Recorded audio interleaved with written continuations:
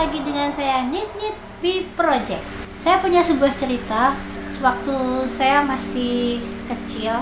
Kira-kira pada waktu itu saya sekitar kelas 6 SD.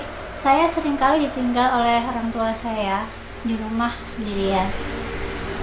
Karena orang tua saya semua bekerja. Waktu itu saya ditinggal rumah sendiri. Setiap saya sendiri di rumah, saya selalu dan sering melihat sekelebat bayangan hitam hadir di hadapan saya. Itu selalu. Tahu-tahu sekelebat bayangan itu pun menghilang. Terus datang lagi sekelebat bayangan hitam di depan saya, lalu menghilang lagi. Begitu pun seterusnya. Setiap saya di rumah sendiri, saya selalu merasakan ketakutan yang karena di dalam rumah saya itu ada sebuah kamar yang sengaja dikosongkan oleh orang tua saya.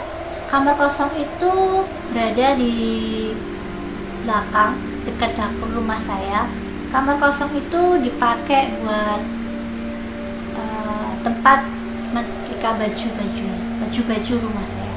Setiap saya ditinggal sendiri di rumah, saya selalu melihat ruangan kamar kosong itu yang buat tempat setrika baju saya. Setiap saya melihat ruangan kosong itu, saya melihat ada satu titik yang selalu saya lihat. Saya selalu melihat titik itu. Kemudian lama-kelamaan saya merasa kayak dikejar-kejar. Saya kemudian berlari keluar rumah sampai keluar pintu pagar rumah saya. Sambil saya ketakutan, saya tetap melihat ruangan itu karena ruangan itu lurus ke depan sampai pintu pagar rumah saya itu masih terlihat. Jadi saya selalu melihat ke situ. Siang pun saya selalu seperti itu. Setelah agak lama saya memberanikan diri untuk masuk ke dalam rumah. Setelah saya masuk ke dalam rumah, saya merasakan ketakutan lagi. Saya melihat ke arah ruangan yang kosong itu. Kemudian saya melihat satu titik. Lalu saya merasa ketakutan lagi, saya merasa dikejar-kejar lagi. Saya kemudian keluar sampai saya meloncati pagar rumah saya karena saking ketakutannya. Kejadian itu selalu berulang setiap saya ditinggal oleh orang tua saya sendiri di rumah. Lama-kelamaan merasa terganggu, memberanikan diri untuk bercerita kepada orang tua saya atas apa yang saya alami. Kemudian orang tua saya menanyakan kepada temannya orang tua saya itu adalah orang yang pintar. Lalu orang pintar tersebut datang ke rumah saya, melihat kalau di ruangan kamar yang kosong itu ada penunggunya. Makanya setiap saya melihat kamar kosong itu, saya selalu melihat pada satu titik. Ternyata di situ memang ada penunggunya. Dan penunggunya itu, kata orang pintar ini, memang senang mengganggu anak-anak kecil seperti saya. Dia selalu mengganggu dan menakut-nakutin setiap saya sendiri, hingga saya sampai berlari keluar rumah. Pernah saya loncat pagar dari rumah saya saking ketakutannya. Pernah saya ditanya sama tetangga saya, "Kamu kenapa sampai loncat pagar?" "Gak apa-apa, Bu, saya cuma takut aja di rumah sendiri."